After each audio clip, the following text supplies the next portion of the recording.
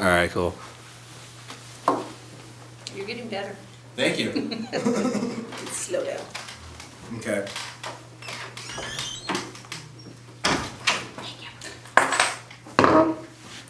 Have you ever wondered how cocaine went from wonder drug and soft drink special ingredient to illegal narcotic?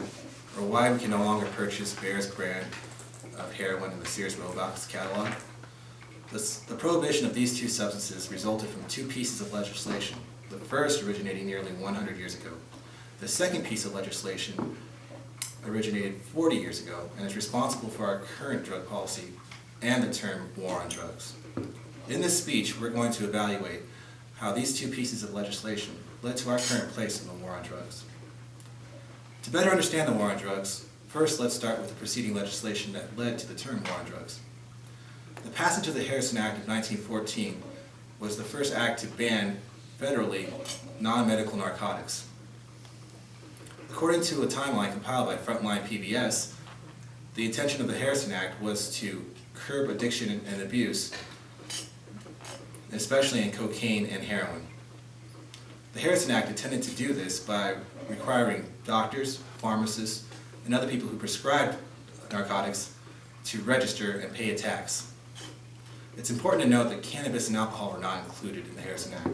In fact, cannabis was not included in the nomenclature of narcotics until the early 1960s. Alcohol received special attention when Prohibition passed under the 18th Amendment in 1919 and was later repealed by the 21st Amendment in 1933.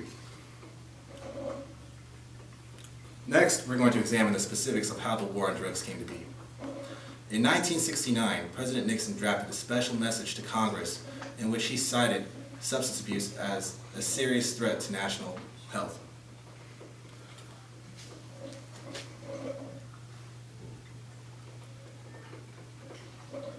President Nixon cited a dramatic jump between juvenile-related drug arrests and street crime between the years of 1960 and 1967. And with this information, he issued a special message to call for federal anti-drug policy, both at the state and federal level.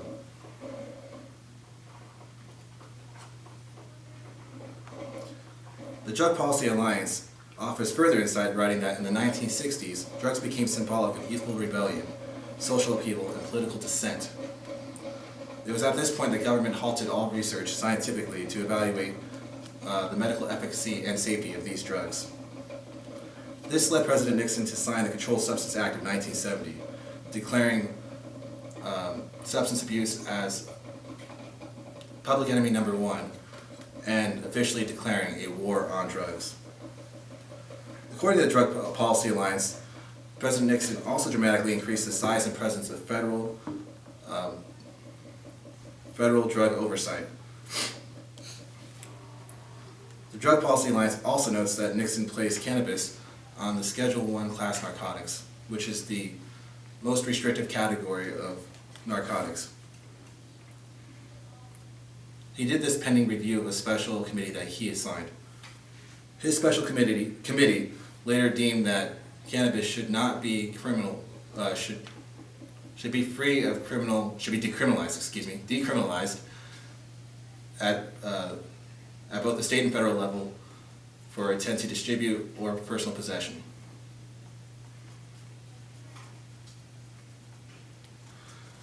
A year later, President Nixon creates the Drug Enforcement Agency, or the DEA, to coordinate all efforts of all agencies. Finally, we're going to look at how the war on drugs progressed after the Nixon administration. The administrations following Nixon's, the budget continues to grow, but then eventually shifts away from strict prohibition of narcotics and more towards a public safety concern. In October of 1986, President Ronald Reagan signed the Anti-Drug Abuse Act, appropriating $1.7 billion to fight the war on drugs. For the next 25 years, the Anti-Drug Abuse Act remains largely unchanged.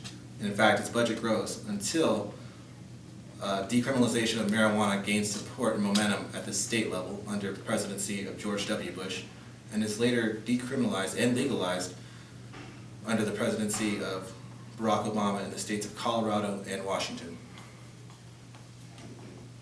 Currently, policy has shifted towards concerns of public health. While the White House government website states that modern drug policy aims to integrate prevention, treatment, and recovery, as well as support services in public health systems, and reform criminal justice systems to support both public health and safety. This marks the end of our exploration in how the war on drugs came to be. We have learned how the Harrison Act led to the Controlled Substance Act, and we've also recounted how the policy has changed since the Nixon administration. It is my hope that this informative speech has led you more knowledgeable, because it is our hands that shapes our laws. Thank you.